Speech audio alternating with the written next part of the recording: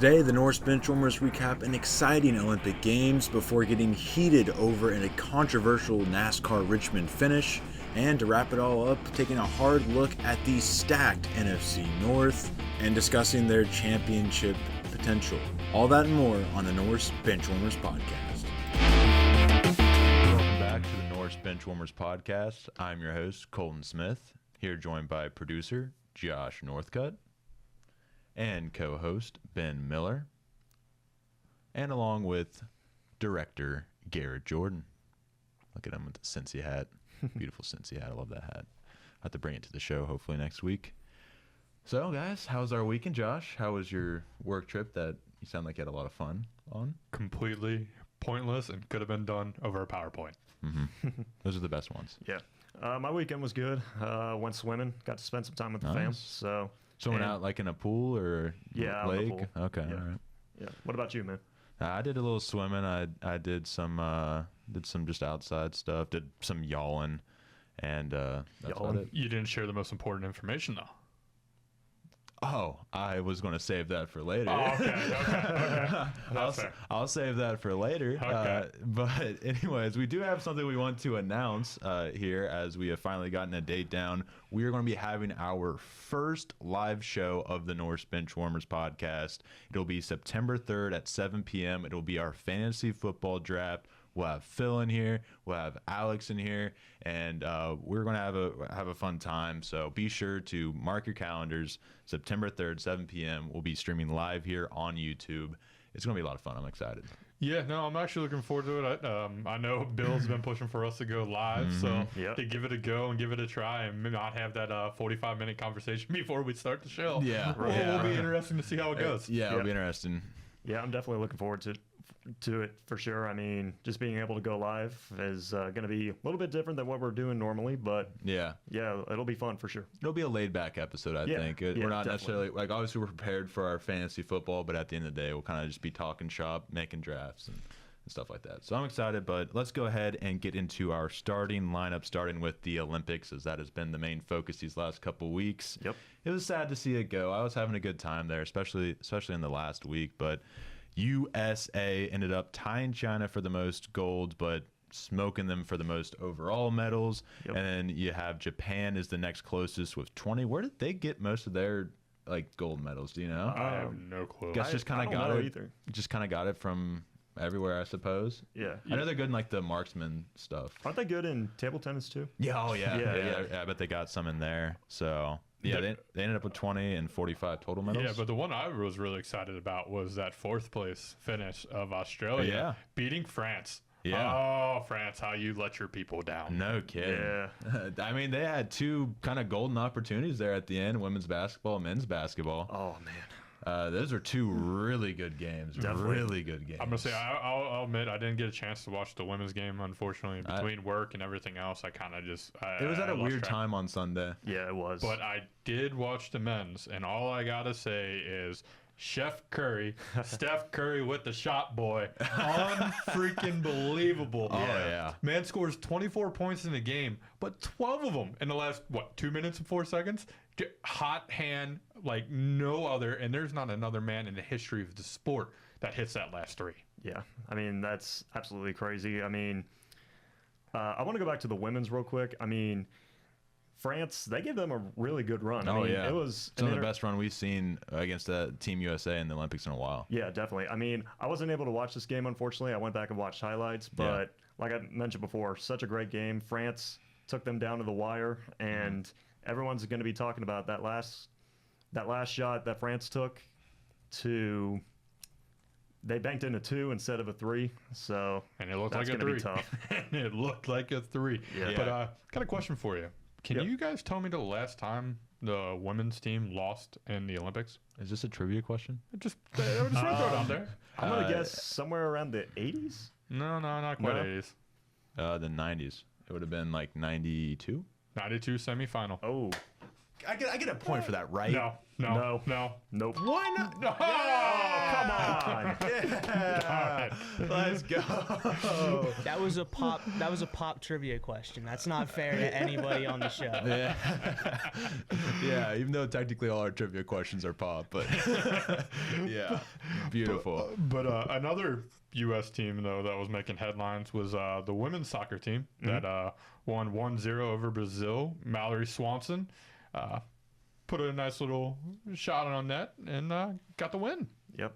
Yeah, honestly, the women's have historically been good at soccer. Yes, but it's I believe their first one in 12 years, maybe. Okay. 12 So years, it's not as black and white as No, basketball has been for sure. it's definitely nothing as black as white as women's basketball. It's unbelievable how much better we are, and it's only going to get better Yeah. 4 years from now when you got Reese and Clark. Yeah, that'll be a fun team to watch. So now that we're on the topic of soccer, I also want to give a shout out to Rose Lavelle, former UC soccer player. Yeah. So another great athlete representing our area really well. So I got to give her a shout out for sure. Mm-hmm. Yeah. You have anybody else from Cincy you wanted to shout out Yes. So I mean, just overall the Olympics itself. Carson Foster, Sycamore High School alum, won bronze in the men's 400-meter individual medley. Mm-hmm. Silver in the men's 4x200 freestyle relay. Excuse me. Max Holt, Cincinnati native, Purcell, Marion alum, won the bronze medal in men's volleyball, defeating Italy. And Jordan Thompson, former UC volleyball player, won the silver medal. Excuse me. First UC representative in the Olympic history to win a pair of medals. She took home gold in 2020 in the Tokyo Olympics. Dang. Yeah, and overall that's pretty much it.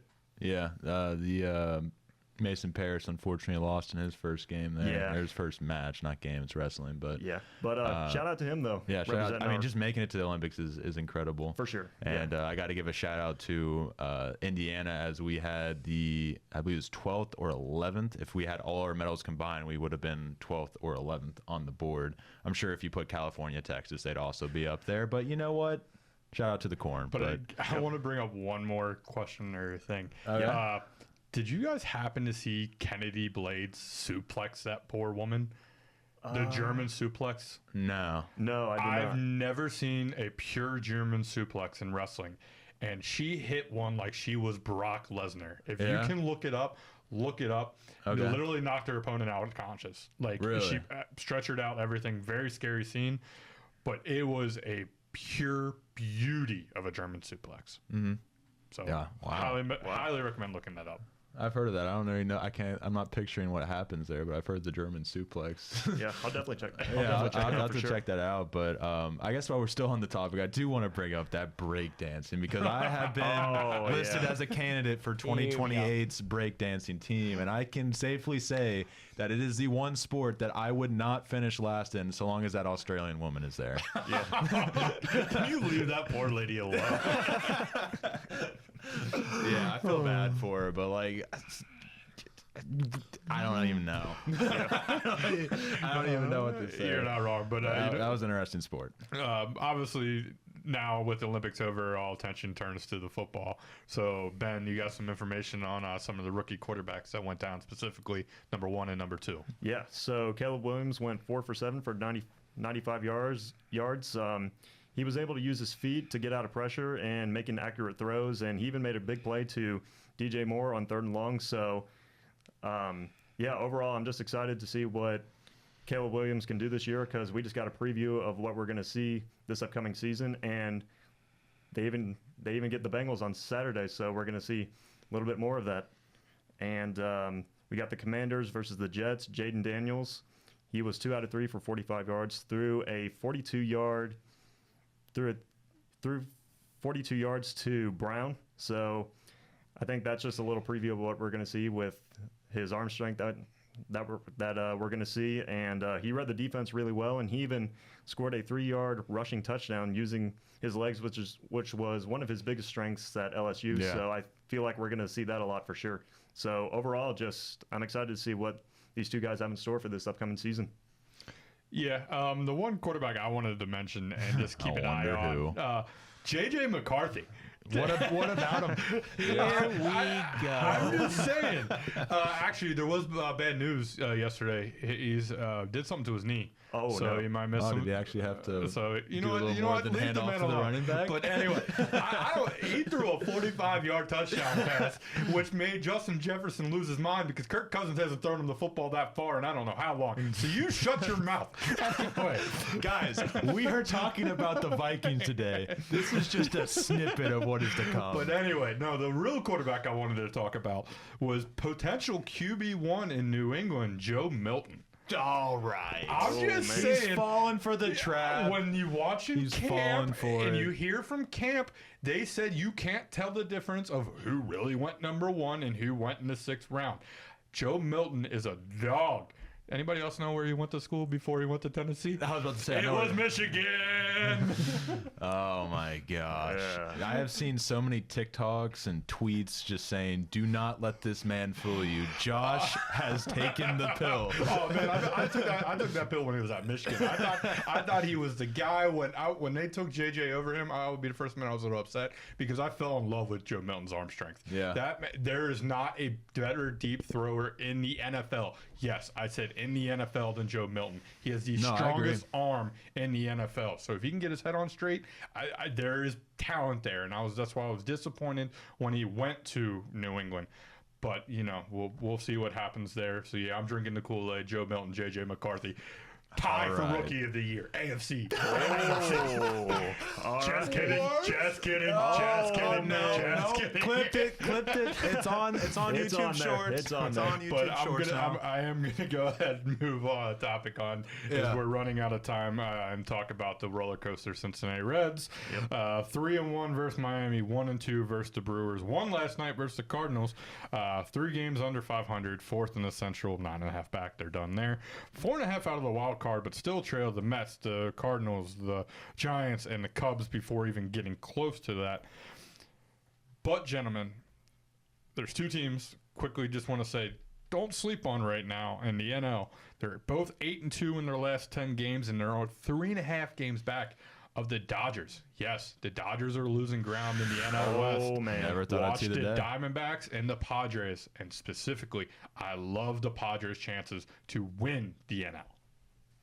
Okay. Yeah. Garrett, Okay. any thoughts quickly? Yes. I mean, I think you hit the nail on the head. These are 2 teams in the West that are getting hot at the right time. They took advantage of the Dodgers' injury struggles and clawed their way back into it. Corbin Carroll has been going nuclear for the Snakes. You're getting an all-around team effort from San Diego, even with Tatis out right now. So the fact that these 2 teams are doing as well as they are, and with the Padres having Tatis out, and then the Snakes just finally clicking is just it should be scary for Dodgers fans because you've had this division on lockdown for so long, and just to see them sort of fight their way back into it is really disheartening for Dodgers fans. But at the same time, I think it makes for a more fun race for those wild card and division lead spots. Fair Yeah. enough. All right. for sure. Well, I wanted to give a quick shout out to the Bristol game that was announced for the Yes, Reds. yes. That is going to be awesome, and we are talking about maybe going there. Oh, yeah, Maybe going there. It's a long way in the future, but Yeah, I'm definitely going for sure. all right. Well, we need to move on to our winner's circle. So I'll go ahead and get started. Josh tried to get me to say it earlier, but my winner this week is the Ball State Cardinals for after starting 0-3, finishing the season out 8-5, and winning the MAC championship, their first since I looked it up, but it was like 2020. I didn't write it down. Anyways, they defeated the Kent State. What is your name? The Flying Golden Beagles? Flashes. Oh, okay. Yeah, the Golden Flashes. We defeated them 49-45, and Josh, I would not have done this if you did not decide to rub it in earlier this season. So fair. I I do must return the favor. It was right there for the taking. It sure was, and then it ended up in my cornerback's hands. It did. So for me, I'm going to go ahead and just give it to Team USA. Of the 257 American athletes who all graced a podium this year, 65% are the first-time medalists. 44 athletes won multiple medals. 13 won multiple golds and 6 set world records. Way to represent America proud and prove that we are still the greatest nation in the world. Absolutely. I mean, I'm going Team USA as well, men's and women's basketball, both winning gold, so they're representing our country really well. So shout out to them. I like Ben and Josh sticking with real life people for their winner's circle choices. Hey. I am as well going with Team USA, as what they did at this year's Olympics was incredible. Beating China by 25 more total medals is something that is 25 or 35. 35. My math was wrong. 35 more total medals than China. So yeah, USA #1, always and forever. Homers. Okay. We had a PRC sympathizer on this pod? All right, well, let's move on to another great sport of the state of the USA, NASCAR. Not having as great of a time. Gentlemen, it's getting really hot. Just give me a second. I gotta gotta hold on. What's he doing? Let's talk some NASCAR, boys. Are you kidding? Let's talk some NASCAR, boys. Let's talk some NASCAR, boys. Let's talk some NASCAR, boys. I had a feeling that this was coming. Ben knew he was wearing this shirt. He goes, "Oh, you're not wearing your Austin Dillon shirt?" And I was like, "You have an Austin Dillon shirt?" And he says, "No." I meant to ask you in the group chat if you're going to bring the shirt out. And there it is. Wow. Let's talk some NASCAR, boys. Let's talk. That's the two-faced is crazy. I don't even know what to say. That's crazy. Go ahead and recap for me. So let's go ahead and talk about these results. Austin Dillon. Boo. As of right now, Garrett, maybe keep an eye on Twitter. He may lose this win, depending on what NASCAR does. No, they're not going to take away. They're not going to take away the win, but he may. You never know. Hamlin finished second. Dillon won in an interesting fashion, and then Hamlin, Reddick, Wallace, Bubba Wallace, Ross Chastain, Christopher Bell, Kyle Larson, Carson Hocevar in 8th, Chase Elliott in 9th, and then Suarez rounding out your top 10. He's been looking better these last couple of weeks, but it is time to talk about the controversial finish. Do either you guys have something you want to say before? Yeah, I mean, just a complete dirtbag move by Austin Dillon. I mean, yeah. I'll put a clip of it in like the top right corner. I think we'll get copyrighted for that, but I forgot to upload one, so I'll put one up there so you guys know what we're referencing. I mean, Dillon, he took the lead with like 28 laps to go. Yeah, he had a fast car, no doubt. Definitely. He was fast all weekend, and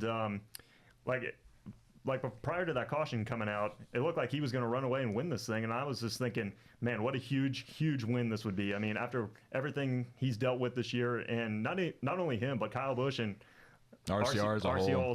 RCR as a whole. I mean, I thought that was going to be a huge win. Yeah. But I don't like that move that he did. I mean, he was 4 or 5 car lengths back down the backstretch and completely wiped out Logano. And a couple things I found on Twitter that I wanted to share with you guys. Jeff Glunt put out Austin Dillon's team radio had said, "I don't care how you do it," before he hit Logano, and then his spotter said, wreck him before, wreck him when he was coming at Denny Hamlin. Yeah, Josh's old ears can't hear it. But I'm gonna say I still don't hear it, but just throwing it out there. I mean, like Ricky Bobby says, if you're not first, you're last. So, and Bumpin's racing, and Austin Dillon's your winner. Yeah. I don't know what I don't understand. This guy was talking so much crap about him like the last 2 days, and the fact that we're just flipping because we have a T-shirt on is crazy. No. Garrett, when all this was going on, did I not text you like instantly? I have to wear this shirt, right? Well, You absolutely did. Well, duh. You absolutely did. So no, if you want my honest opinion on it, what he did to Logano, I have absolutely no issue with. The definition of bumping racing, he full sailed it. He tried to push him out of the way. Maybe a little more aggressive than normal, but it's nothing that the old 3 wouldn't have done. Right. Now, what he did with Hamlin, when you look at the video, yes, his wheels are clearly turned directly to the left, and he spun him. That's dirty. And we're getting into an issue with safety. These cars still are not completely safe. No. We're not driving with the car tomorrow to the box anymore. And we've set a precedent already of Chase Elliott right hooking of course, Denny Hamlin, Right. and then Bubba Wallace right hooked Larson, right? Yes. Larson at Las Vegas. Yeah, we've set that precedent. I understand you're not at quite a high-speed track as those two incidents were, but I think it's still just the idea of right hooking somebody, Yep. putting them in a similar angle to which the original 3 was in at Daytona that fateful day, and yeah, I think there's safety involved with this, and Yep. you can't set that precedent. You that know, it's okay. when he right hooked Hamlin into the wall, he said in his post race interview that he blew his shoulder out. Well, Hamlin said blew his shoulder out. Hamlin could be. He already has a bad shoulder, so Does he? yeah, Yeah. he had surgery on it last off season. So, Oh, but I mean, okay. yeah. So I'm sure. Like, I'm not saying it didn't hurt, but I mean, Right. Hamlin didn't have. I don't know, but I just hopefully, sometime that he gets a suspension, because NASCAR was Well- really clear on this, that they do not tolerate right rear hooks. I mean, like you mentioned, Mm-hmm. they don't tolerate Bubba Wallace taking out Kyle Larson at Las Vegas. They don't Absolutely. tolerate Chase Elliott taking out Denny Hamlin in last year's Coca-Cola 600. So Absolutely. if a suspension if he's not suspended for Michigan, I will be so upset. Well, I I'm also- gonna have bad news for both of you, and What? this is nothing. I'm not breaking anything, but I got nosy. I wanted to get on NASCAR Twitter, and they're still hyping up Austin Dillon, and literally they're showing him. they'll do that all the way to the they're- bank. And I'm This is telling the same place they're- that just I'm gonna- replays the Ryan Newman wreck over and over Correct. again. So they're literally, it's him celebrating with the kid, and then I guess gave him the checker flag, and then it literally says next stop NASCAR playoffs, Austin Dillon. I'm telling you, I don't think the suspension is happening, Ben. I mean, if it like I said, if it doesn't happen, that will be absolutely ridiculous. I mean, Yeah. you suspend Bubba Wallace, you suspend Chase Elliott. yeah. What's different? Suspend Austin Dillon. Yeah, I mean, literally the only difference that you can argue, and it's not a legitimate argument, is that it's not as high speed of a track. You're not putting Denny Hamlin in as much danger, but you are setting the precedent that you can do, and he's done this before at Daytona to Eric Almirola. Yeah, went on to So went on. you're setting a precedent that this guy can just do whatever he wants to win a race. I mean, that's what the 3 and does. now Carson Hocevar is going to do it. Everyone else, why wouldn't you? Because you're trying to win a race. You're trying to get more money. You're trying to keep your spot, and that's what you're racing Well, for. that's what Denny brought up. He's like, what is this now going to save for the last race of the year? That if you're the 4th place driver, go ahead, start in the back, and just wreck all 3 guys who are in front of you. Yeah, I mean, you can deal with social media just hating on you, like Right. that's fine. Like, but there needs to be actual. If this happens, I don't even know, man. Yeah. It could end up being something very much worse happening in result of not penalizing this specific incident. Right. It can grow very, very bad. But I feel like NASCAR moving forward, they just need to put their foot down and start penalizing guys for wrecking. Regardless of who their pop is. Right, exactly. For taking out the leader, going for the win, because we can all agree that's not good racing. So- Is wiping out somebody for the win. I mean, we saw it 2 years ago with Ty Gibbs in the NASCAR Xfinity Series at Martinsville, and he literally wrecked his teammate going into one, wrecked him so hard it unbuckled the hood, and NASCAR did not do anything about it. And I remember that day, and I was so disappointed that he did not even get a fine or dock driver points. You're talking about who did he wreck? Brandon Jones in the NASCAR Xfinity Series when he was Okay. driving for. They were both driving Was for. that an instance where he like sent it in the turn and just like Oh yeah, yeah. So my question with that, because this is actually the most like charisma, or clearly you believe a lot in this. I'm trying to think of the words and I can't think of it right now. Right. So Emotion. emotion. Thank you. That simple word right there. I was looking for a bigger word. Passion. Passion, There there you you go. go. Emotion, Yeah. passion. Simple words. Right. Anyway, but no. So my question becomes: Yes. you don't want this to happen, but we talked about it before the show. NASCAR takes pride, especially in super speedways.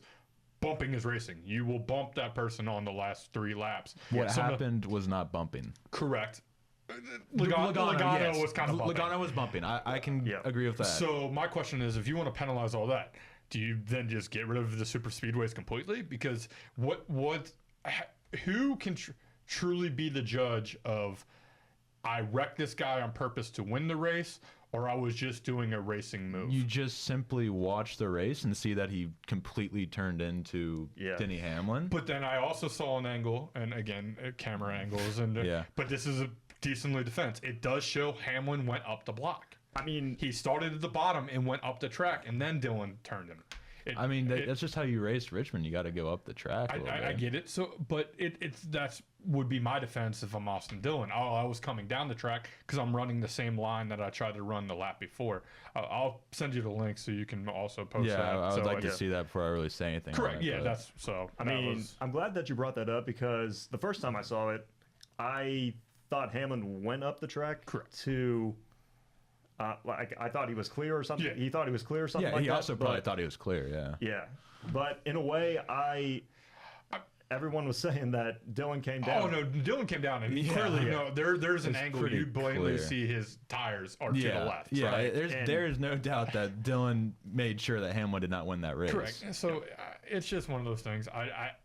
I can't judge it. I'm not a driver. Obviously, you would need some kind of panel, and There's also plenty of like data and stuff on how drivers turn their car. Yeah. Like they can literally see that Dillon did this to his wheels, so they have that data, they have that information. Yeah. So so I guess we'll go ahead and try and talk about the rest the playoffs here. I don't really have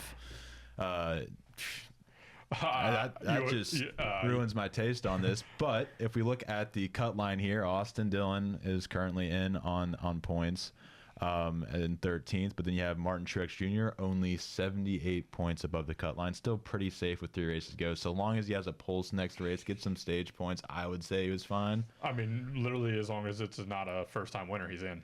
Right. Yeah, for sure. yeah. I'd say that's pretty much it. Yeah, that too. And you have Ty Gibbs, 18 points above the cut line in 15th. Bubba Wallace has been ballistic these last couple of weeks. 3 points above the cut line, has worked his way back in. And then you have Ross Chastain, Chris Buescher, both tied in 17th and 18th, looking in, as they are 2 drivers that have been in for literally pretty much the entirety of the season. But they've kind of dipped in performance these last couple weeks. I'm gonna say, in the beginning of the year, these were 2 dudes that you could honestly consider sleepers to win the whole thing. Yeah. And they just haven't shown that this year.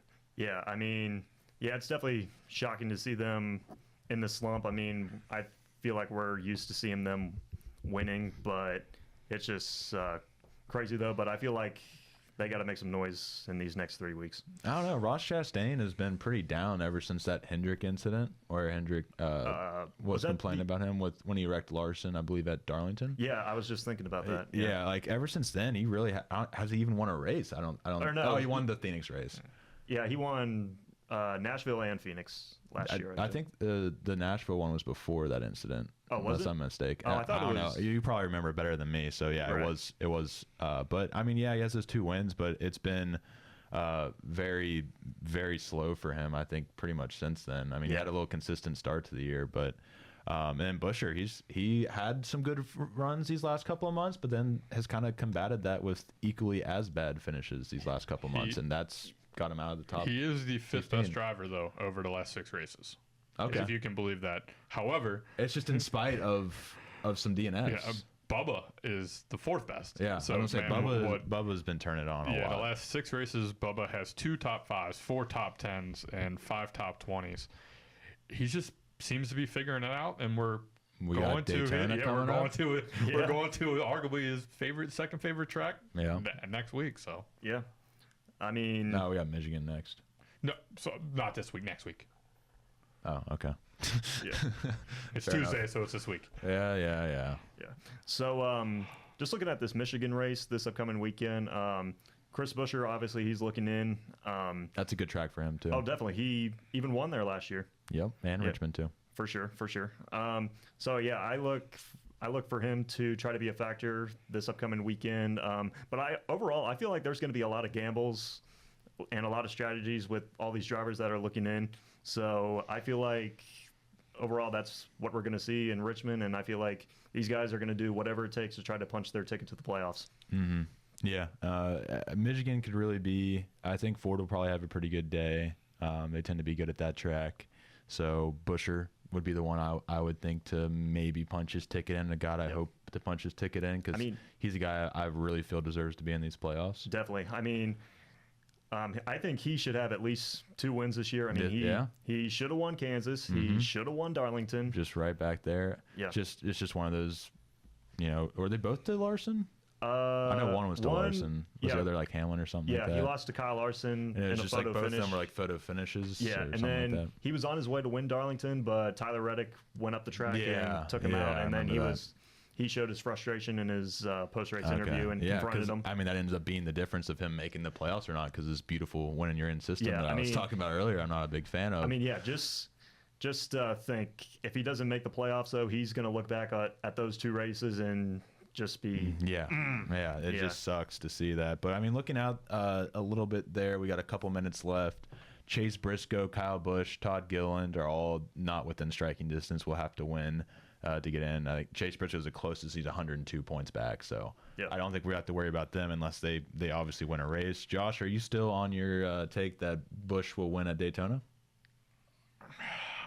You said I kind of want to say yes. I do. Well, we And know you want to. I will say this though: if he were to win, how disgusting would it be that RCR steals 2 playoff spots? Oh man, that is why I don't like the win you're in system. I think there needs to be like 2 wins or something, because it's just not fair to Chris Buescher or Ross Chastain that they don't get a chance to go playoffs because people like Daniel Suarez or Austin Cindric get in. I mean, Cindric honestly might be close to be. Is he on points? Yeah, he's okay. actually he's been doing pretty solid. Yeah, he actually has a win this year at Gateway.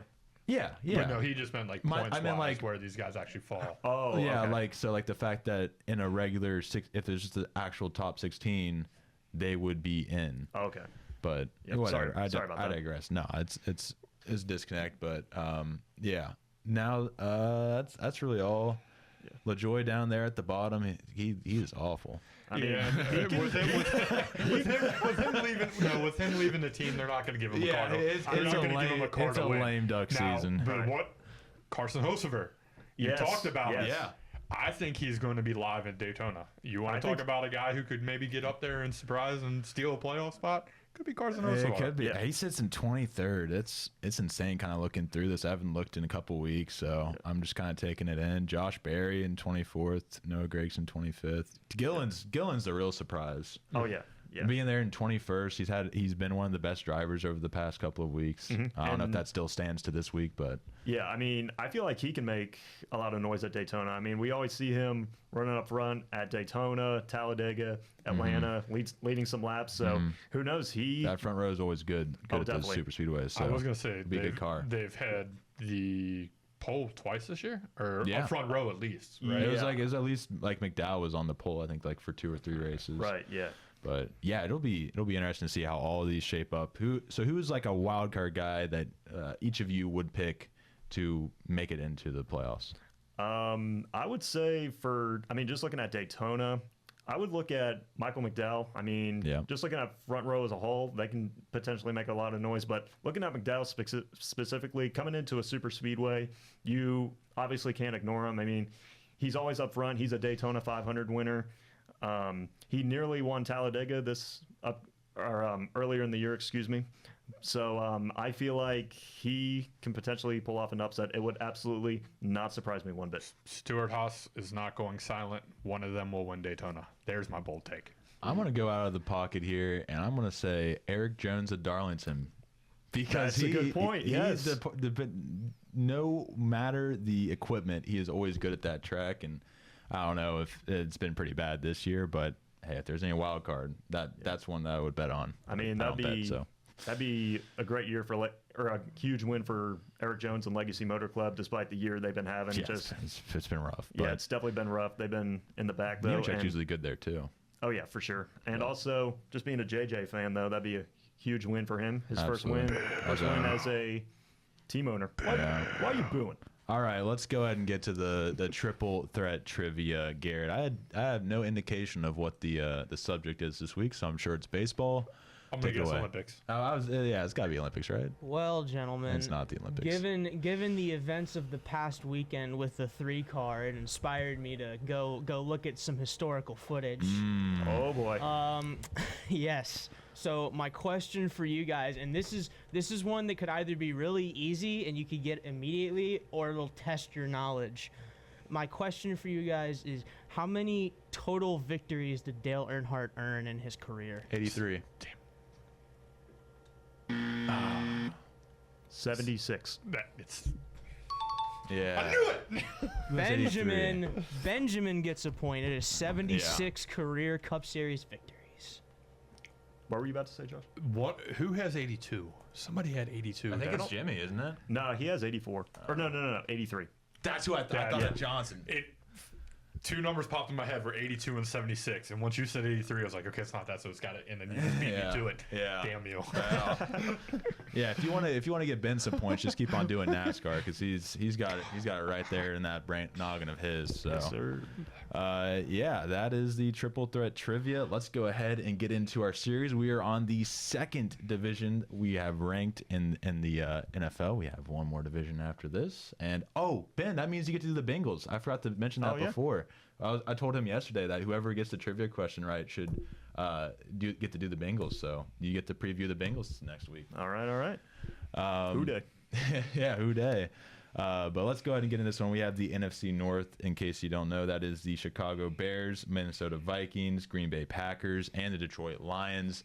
And this is a fun division, honestly. When I was doing research for this, that's the first thing I got in mind, is that this will be a fun division to watch. A lot of young teams, a lot of hope for these franchises, and I think three of the four teams will be competitive week in and week out. Definitely, for sure. But let's go ahead and get started with who finished last in the NFC North last season. The Chicago Bears. Ben, you have them, so I'll let you take it away. All right, so Chicago Bears last season, they finished 7-10. They finished out last year pretty hot, I would say. Yeah, they started 2-7 and definitely ended up I can't do the math, but they ended up 7-10. Yeah, I think it was 4-3, I think. Yeah, 5 I think and 3 down or 4-3. down the final stretch, I think they were above 500 somewhere around there. But their key additions this offseason, they got Keenan Allen, they got safety Kevin Beard, wide receiver Rome Odunze, tight end Gerald Everett, safety Jonathan Owens, Coleman Shelton, DeAndre Swift, and the number one overall pick, of course, Caleb Love, and Williams. Caleb. Oh my God, Caleb Williams. Sorry. You're good. Yeah. All right. Hey, wish that Caleb Love.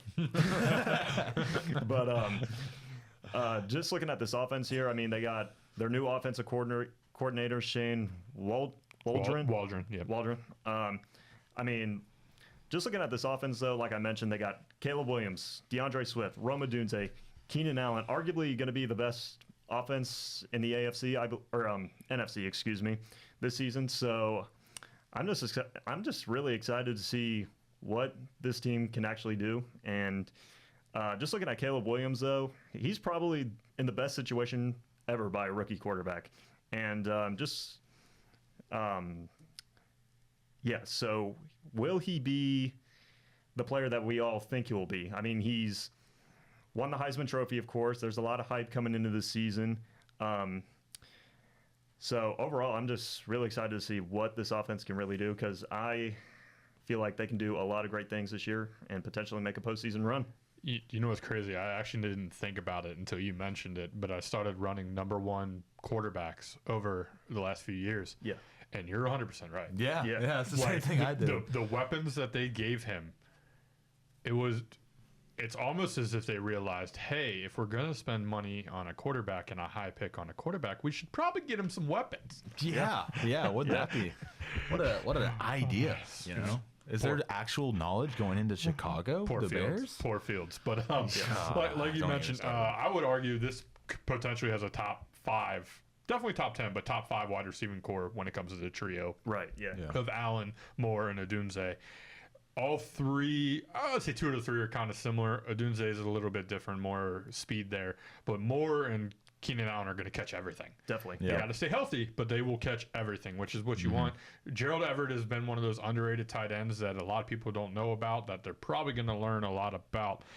DeAndre Swift, I'm not big on him. I will say that. I think they could have went a different route there. I really like Rashawn Johnson, though, their backup running back, or their third string / pass catching running back. So that's interesting to keep an eye on. But one thing I did not like that the Bears did, What's that? they kept their head coach, who is a defensive-minded head coach. They did bring in the new offensive coordinator, like you said, Insane Waldron. Yeah. However, he's literally their head coach is defensive mindset, and I don't think you do that when you're taking a rookie quarterback. Absolutely. Interesting fact I found out on the Behind the Score podcast is that Beyond the Score, sorry, and I can't wait to tell him about that after this. Is that Eberflus is currently #1 in the Coach of the Year odds in Vegas. I mean, I could believe it. I mean, if it all works out, correct. Definitely, I mean, they on paper they're very talented. Like I said, they've done great things to their offense. They had one of the best rush defenses in all of the NFL last year. Absolutely, yeah. But I just don't like a defensive-minded head coach when you have that rookie quarterback. I would want a guy who knows what they're doing. So I'm going to throw it out there to the Seattle Seahawk fan in the group and ask Garrett, what's your opinion on this guy's play style? Will it work with the rookie? Because, I mean, I guess he did all right with Geno, right? Yeah. I don't have like too much to give on this guy. I've kind of been like on and off. I'm a Seattle fan, but I've been on and off with watching him. My primary team is the Bengals. But from what I saw, I mean, he's a very dynamic coordinator. He can draw up the big plays kind of thing, and you have big play threats in DK Metcalf out there. He had to mention that. I had to, dude. I had to. Anytime I get a chance to mention DK, he's going to get mentioned. Anyway, we're going to move on. So back here. Anyways, Put it back on me. Put it back on me, Garrett. Put it back on me, Garrett. You lost your All right.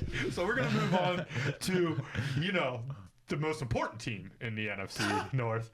Also going to be the worst team in the NFC North, the Minnesota Vikings. They went 7-10 last year, which was third technically in the North. Kevin O'Connell is back as head coach.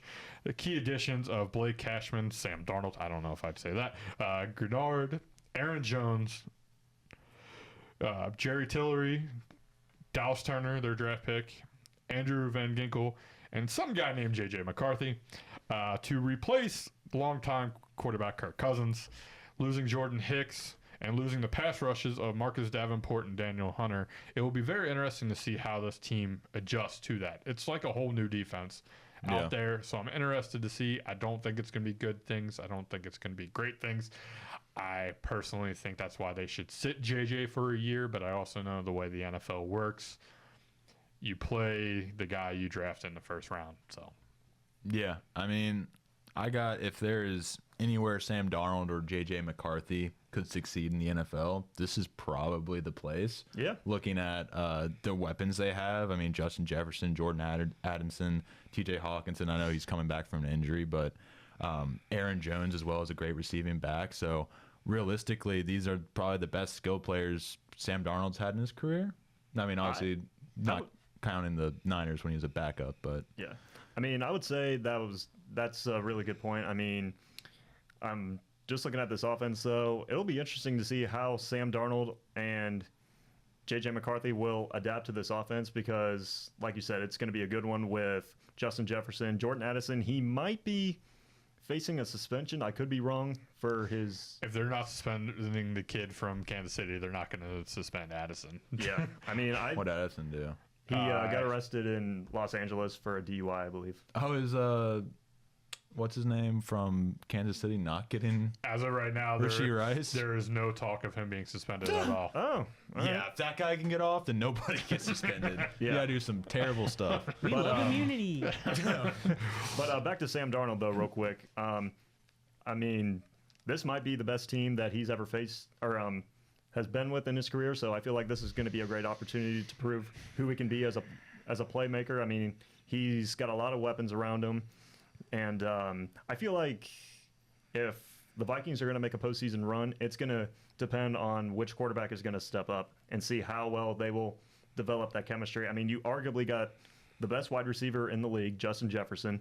Yep. So if Sam Darnold can't produce a lot of good chemistry, especially with him, I just don't see how it's going to work out for him in Minnesota. Quick question before we move on to the real team in the NFC North.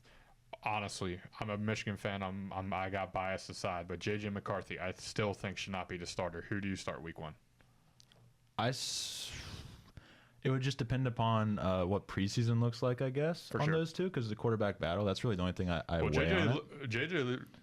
JJ looked pretty solid. He looked solid. Oh, he's preseason. Let's not overreact. Off the top of the head, I would go with Darnold and see how he does in gameplay.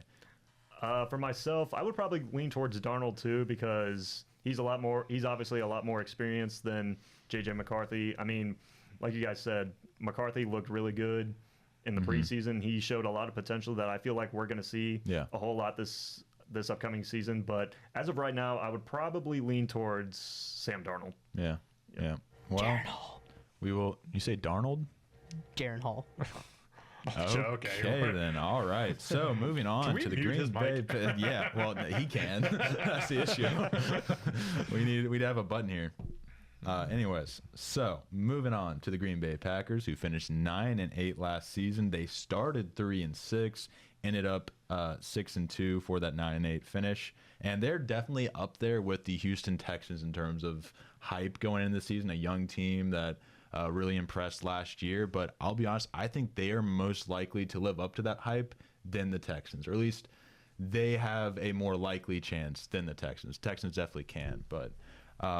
Yeah, I mean, that change in performance there, like from that 3-6, can be largely attributed to the development of their QB, Jordan Love. He had a rough start for sure. I remember people kind of calling, I don't know if they're calling for being benched, but like, he's no Aaron Rodgers, which he still isn't yet, but he definitely showed some flashes there towards the second half of the season. And yeah, once he got comfortable in there, got that chemistry with his wide receivers, they ended up winning a game against the Cowboys, gave the Niners all that they had, and I see no reason why they can't repeat that feat this season. Looking at what they did in free agency, they brought in Josh Jacobs to be a younger, more reliable replacement for Aaron Jones. They overpaid for Xavier McKinney, who is still a fair replacement, a talented replacement for Darnell Savage, and lost Pro Bowler David Bakhtiari. Bakhtiari. And he did not play much last season anyways, though, so that's not really a huge loss for them. They also drafted Jordan Morgan to replace him there. He could probably instantly fill that spot from the first round. They also lost Devondre Campbell at linebacker, but they drafted some possible replacements. Edrin Cooper is definitely talented. There's some off the field, I almost said court, off the field issues with him that caused him to fall a little bit to that second round. But if he can keep it about the field, I think he could definitely fill in that spot that Campbell had. And then Javen Bullard, or that's not the linebacker. Tyron Hopper is the other linebacker. He could add to that core. But Javon Bullard at 58 is also a good pickup for their secondary. Outside of Alexander, they have kind of a iffy secondary. So, yeah, my biggest question about this team is going to be the wide receiver position, because who's the number one? Is it Watson? Is it Dobbs? Is it Reed? Is it Wicks? I need one of these guys to step up. Watson shows it, don't get me wrong. Yep. But Watson can't play 17 games. No. Right. I kind of lean Reed. But I almost prefer him as like the number 2 / slot guy moving around. Yeah. Dobbs showed what he had last year. Wicks just scored in the preseason on an absolute bomb I believe it was from Jordan Love. So it's one of those things that's kind of interesting. But I do love their tight ends, and that I think is going to make a difference also in Musgrave and Tucker. I would argue that is a top, actually I'll say the best tight end duo in the NFL. Interesting. But I mean, just looking at the offense though, it'll be interesting to see who's going to be wide receiver 1, just like you mentioned, Josh.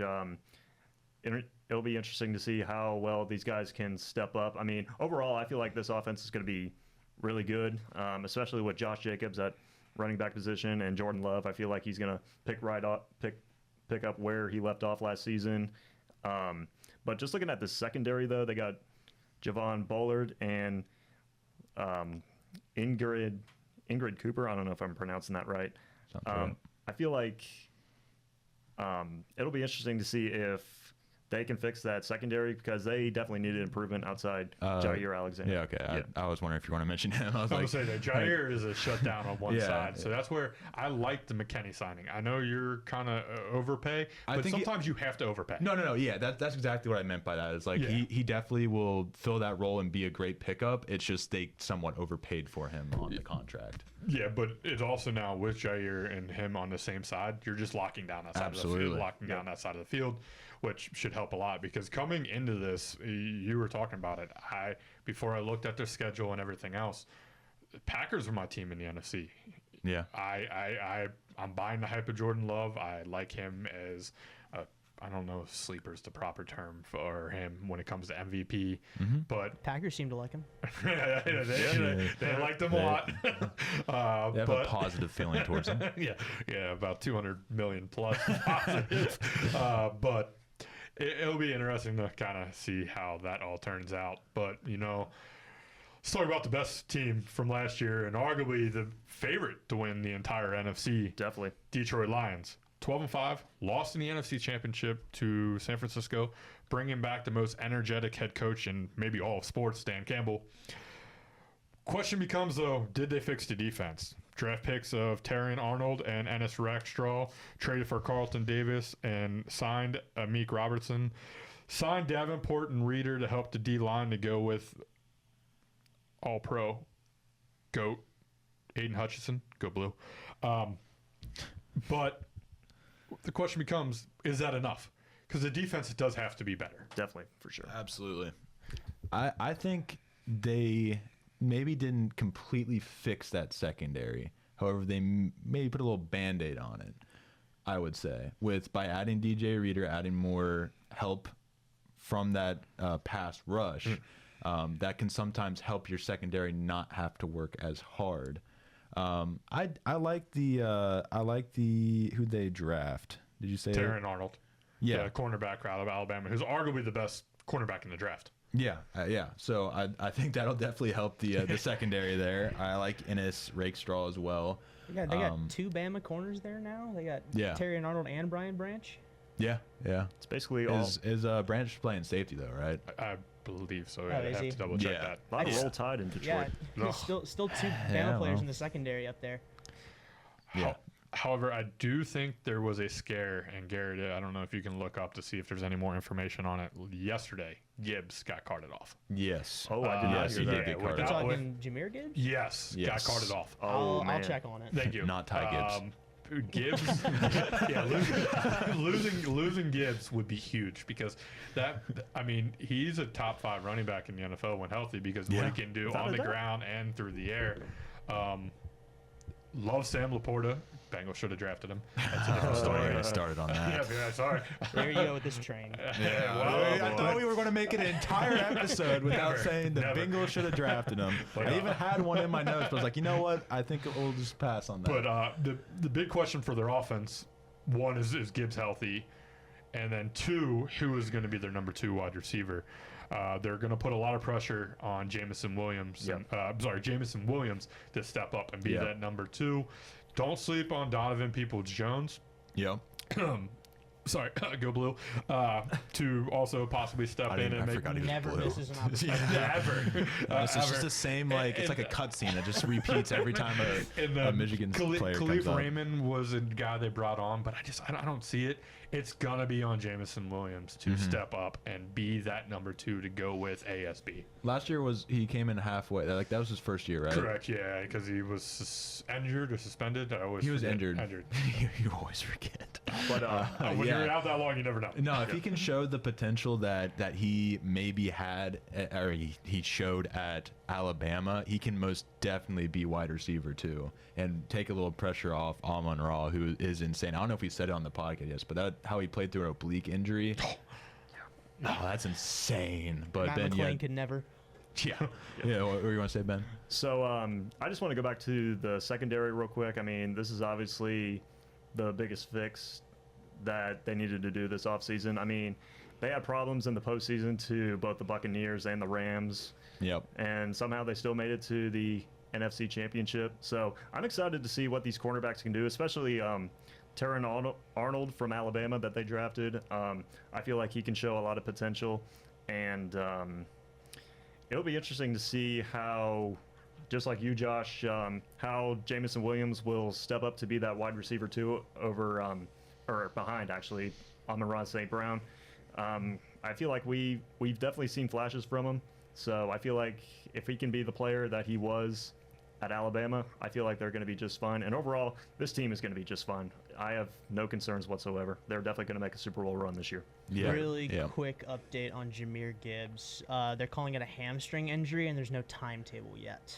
All I heard I do was, remember hearing that now. All I heard was running back and hamstring issue, and we're not even in the season. That's David we Montgomery. know firsthand about hamstring issues, not for a running back, but for a quarterback. David Montgomery just became very popular. Yes, he just flew up my draft board. We'll have to see how that works out there on September 3rd. But Hot take time? yeah, I'd say it'd be time for a hot take. I do want to mention that Detroit, even though obviously I'm not a big fan of that city. Right. I love the Lions, so I will call them just the Lions from here on out and be rooting them as my second team if the Bengals cannot make it to the Super Bowl. But we will, so we don't have to worry about it. It is time, though, for Phil's hot takes. Has anybody heard the hot takes yet? Nope. There's the music. Ooh. What do we got, Phil? What do you think it's going to be about? I'm going to assume probably something crazy with either the Vikings or Packers. I think the Packers. There's been a lot of Packer hype. wide receiver. I think he might say the Bears are going to win the NFC North, go from last to first. Okay. Well, there's our takes on Phil's hot takes. What's Phil's hot take? My very, very cold take for the AFC North is that Joe Burrow takes home the MVP, leads the Bengals to a Super Bowl, and has the greatest single quarterback season of all time. Phil, I said NFC North. No.